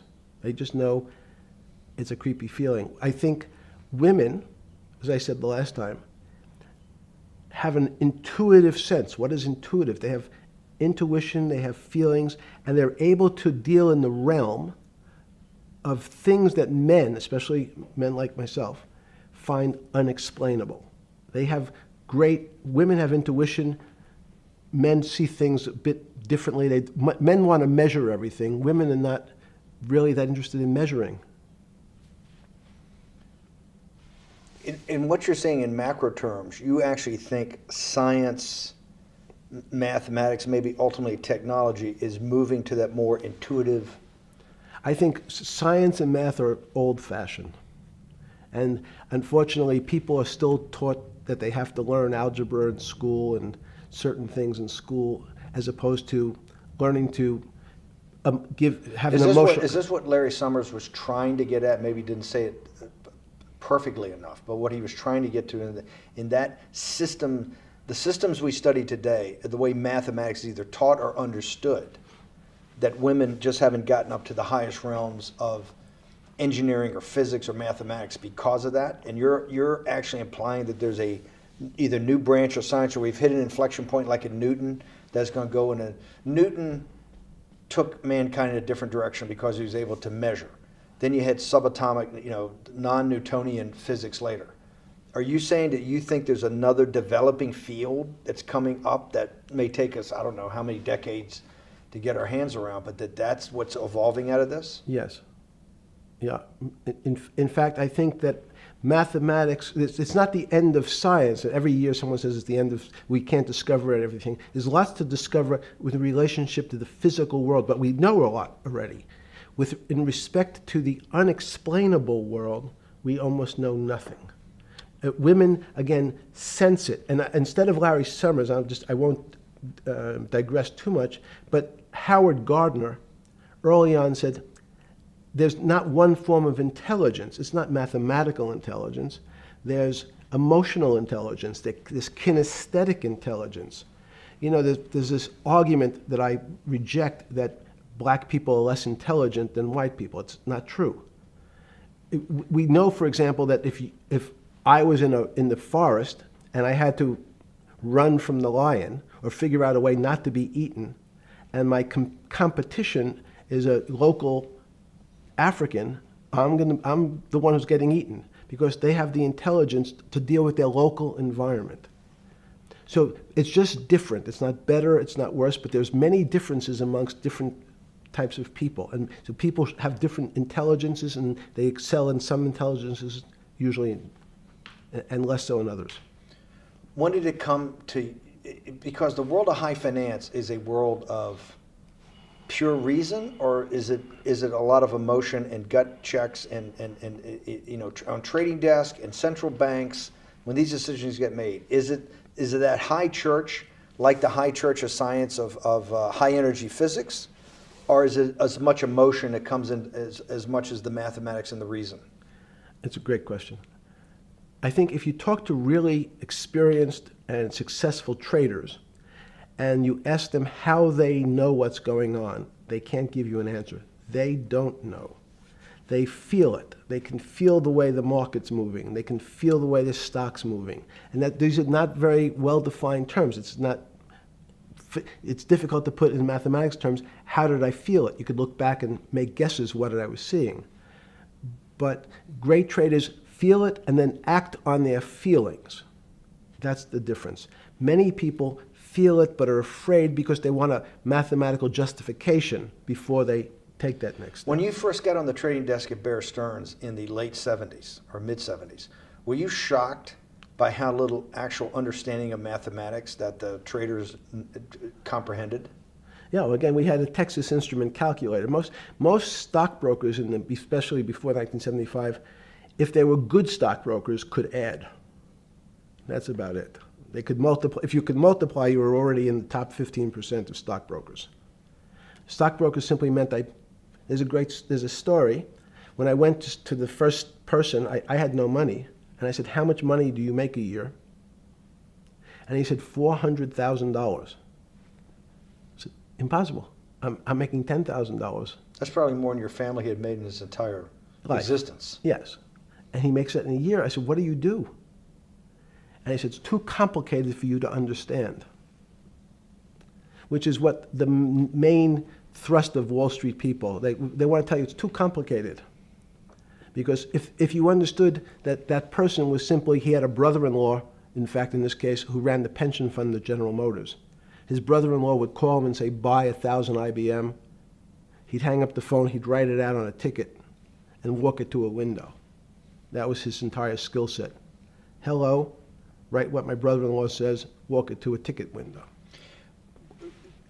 Give me an example when you were on the trading desk in the early days of Bear Stearns of a time that you felt either complete uncertainty or you saw total panic, where something was happening that people couldn't foretell, and that they were like in an airplane cockpit where it's going wrong. Walk us through that.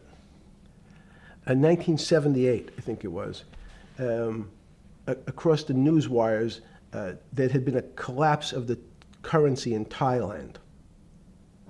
On the other side of the world, had no relationship to me. I wasn't sure where Thailand was. But the fact that a currency, a country's money, had all of a sudden dropped tremendously in value affected the rest of the world's markets.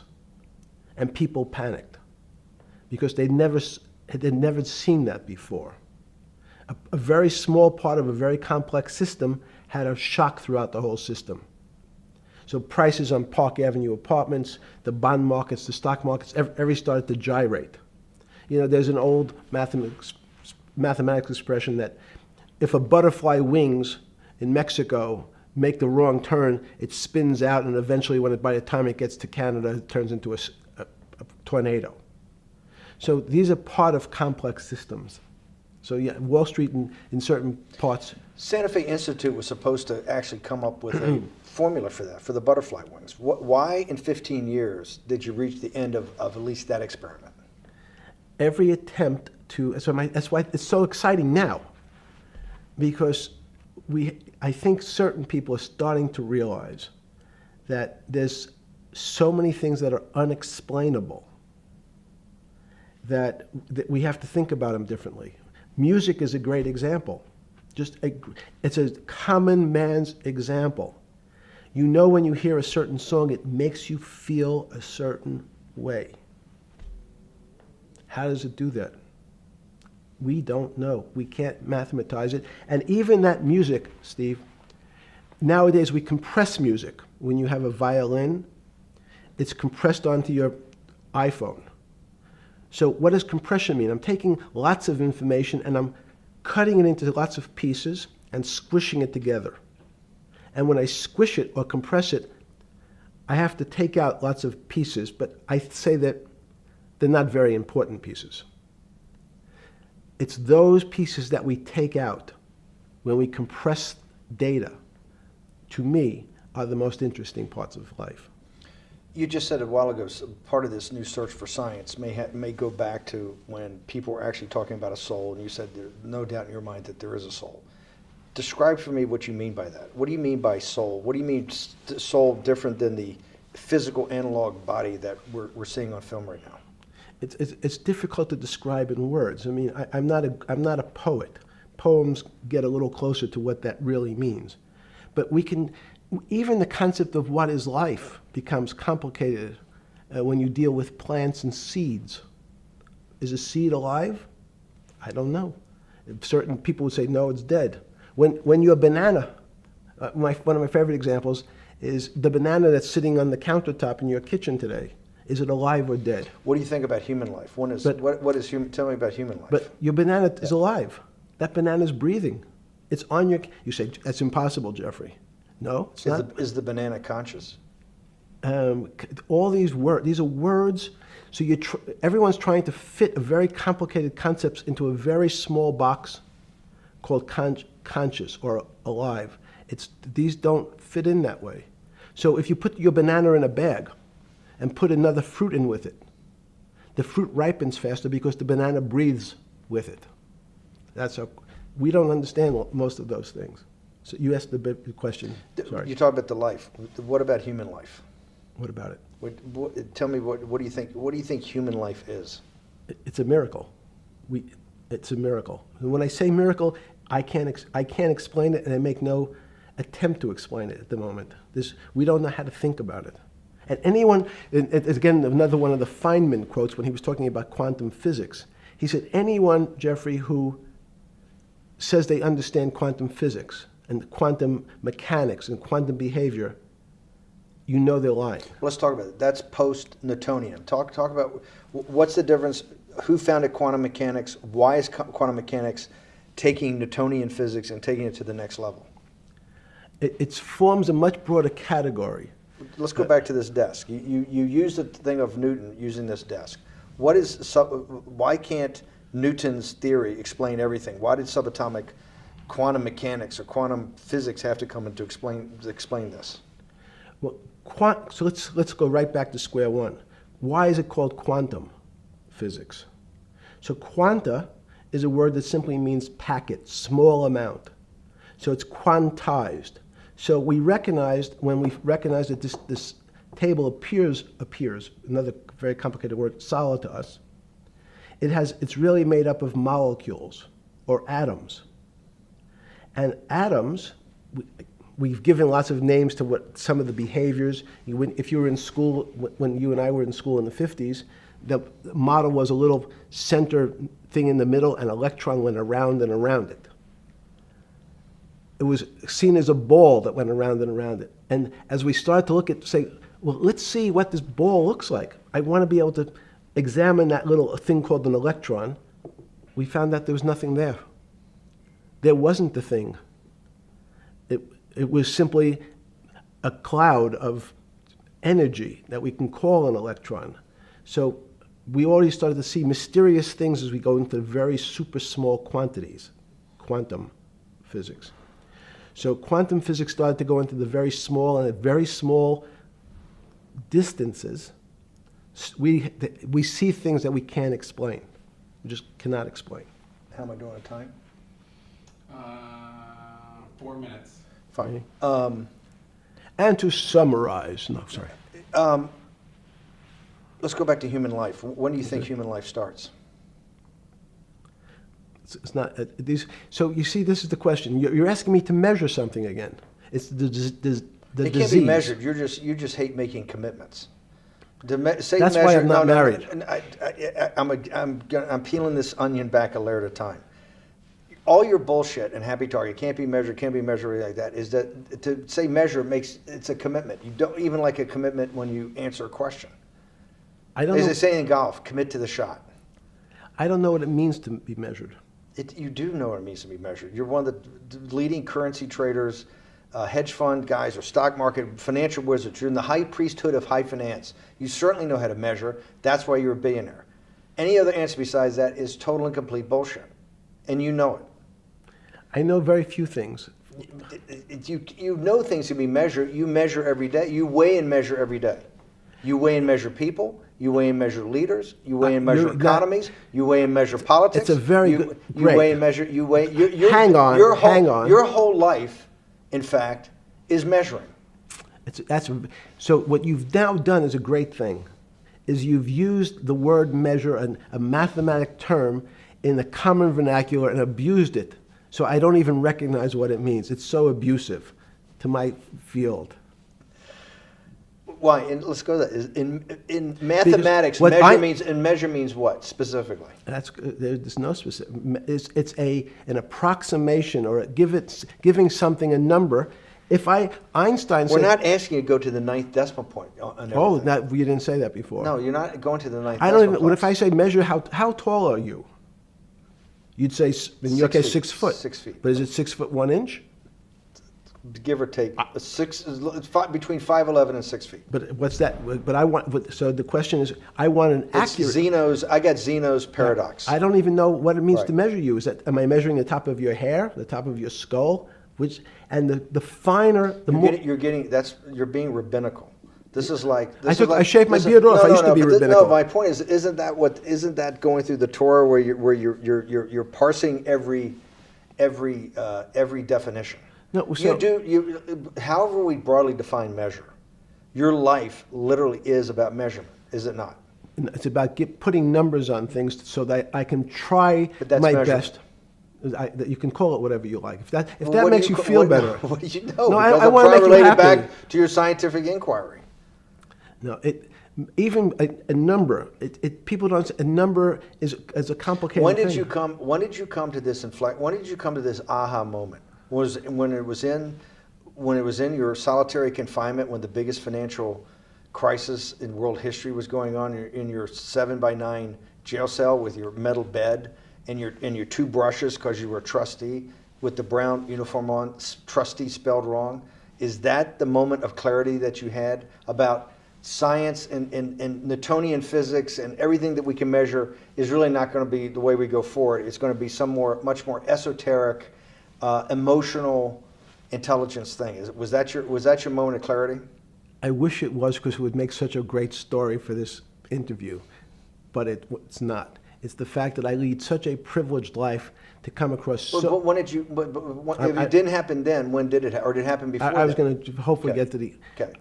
I'm in a privileged position to have some of the world's smartest people come to my house and tell me what they think about different subjects, and I finally realized that the thing that they had most in common was there was this area, no matter how smart they were, that when I asked them the questions, they said they'd have to resort to a 500 or 1,000-year-old response to that question, which was, I don't know.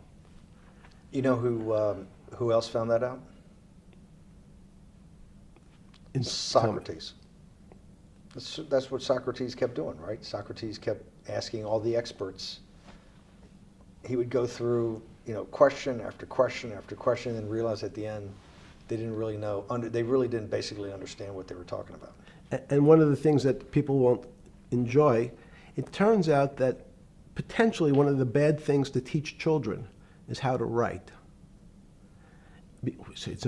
Writing, reading, and arithmetic everyone's supposed to be taught. But writing forces you into a very narrow channel of thinking. You have to write in a certain form, in a certain way, in a certain linear pattern.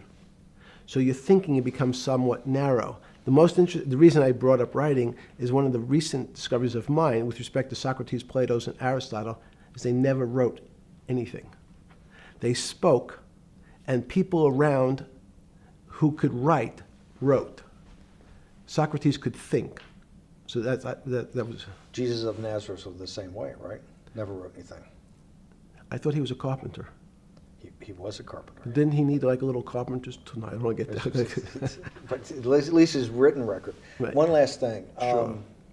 Thank you for having me to your house.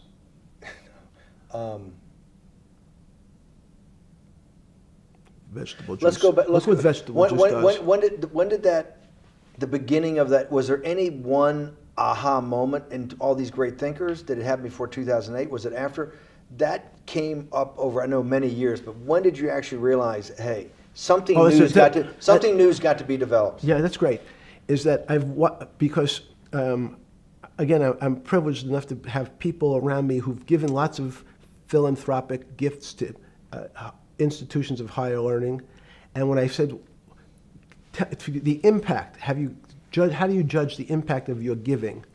And we sat down and said, no really new ideas have come out.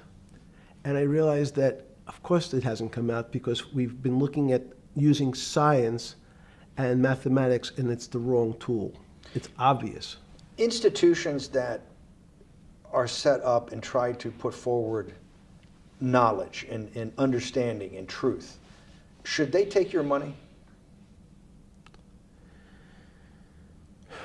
Derek Bach at Harvard said, taking money for good causes is a good thing.